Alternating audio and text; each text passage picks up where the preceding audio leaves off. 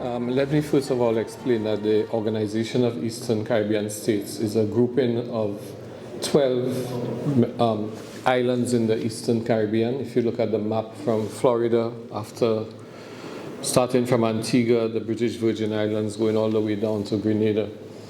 Of the 12 islands, 6 of them are independent member states. So that is important for the purpose of the Escazú Agreement.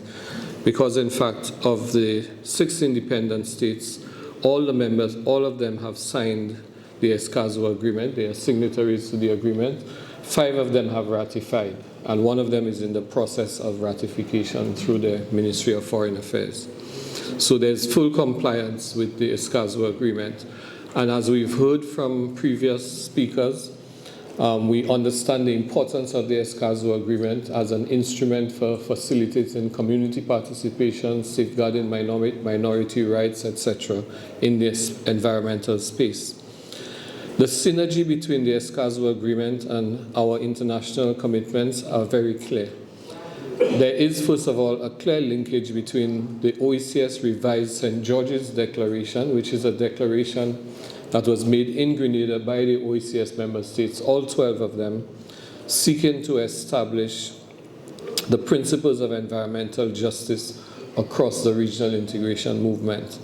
So there is a clear linkage between the Escazú Agreement and the revised St. George's Declaration, as well as a memorandum of understanding which exists between ECLAC and the OECS, and the joint work being made towards the OECS Environmental Information System. Because as we've heard, the basis for effective action has to be adequate information for monitoring and measuring progress on the commitments made.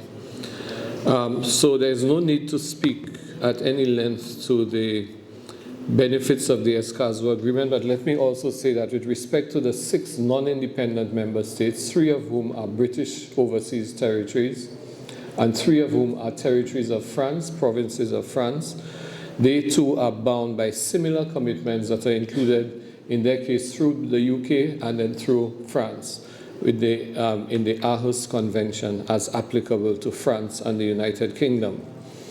With respect to the St. George's Declaration, which is the OECS's guiding principle for environmental stewardship, the member states affirm their shared commitments to the principles of sustainable development in the Eastern Caribbean, which could be achieved only through a very broad alliance of people, governments, civil society, academia, the private sector, and international development partners, all working very closely together.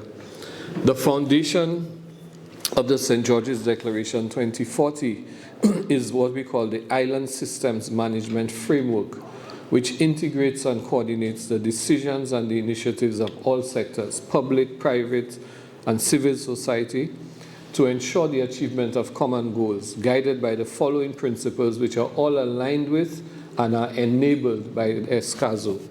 1, the integration, intersectoral, intergovernmental, spatial, etc. 2, stakeholder participation. 3, the use of sound science and best practice, inclusive, and that's important, inclusive of local and traditional knowledge. 5th, the precautionary approach. 6, environmental liability. 7, access and benefit sharing. 8, transboundary cooperation. 9, good governance, including transparency and accountability. And finally, equality and inclusivity, including the rights of marginalized and vulnerable stakeholders.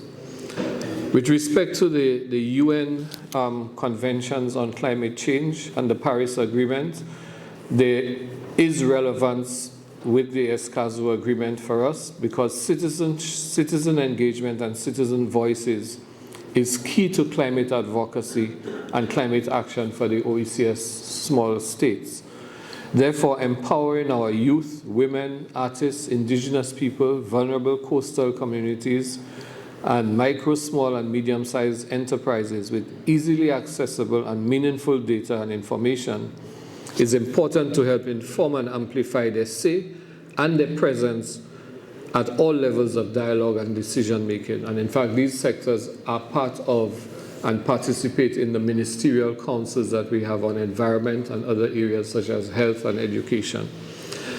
A key challenge for the region is developing climate change adaptation projects for the Global Climate Fund, is the paucity of relevant data and analysis for making the case for evidence-based climate change correlations. It is important, therefore, to equip technicians and institutions with the data arsenal needed to mobilize and leverage critical financial resources for climate action and a just transition.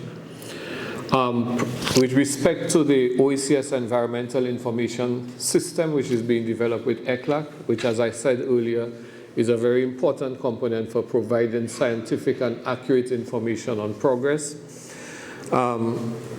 We are collaborating on this system for the implementation of the Escazú Agreement, and that includes the establishment of a common environmental information system geared towards facilitating reporting obligations of the St. George's Declaration 2040, the Escazú Agreement, the 2030 Sustainable Development Goals, and the key multilateral environmental agreements. So we're using that information system to bring reporting on all of those instruments in one location so one can see the synergies across the board.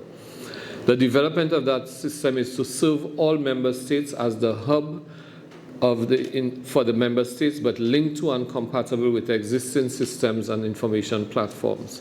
So in some instances, the system will act as the primary system for the member states that do not have such a national system. It will be a key component of the broader OECS GIS-enabled data-powered information architecture that is being constructed in synergy with the Caribbean Development Bank and with support from the World Bank. So that's the situation with the Organization of Eastern Caribbean States, Chair.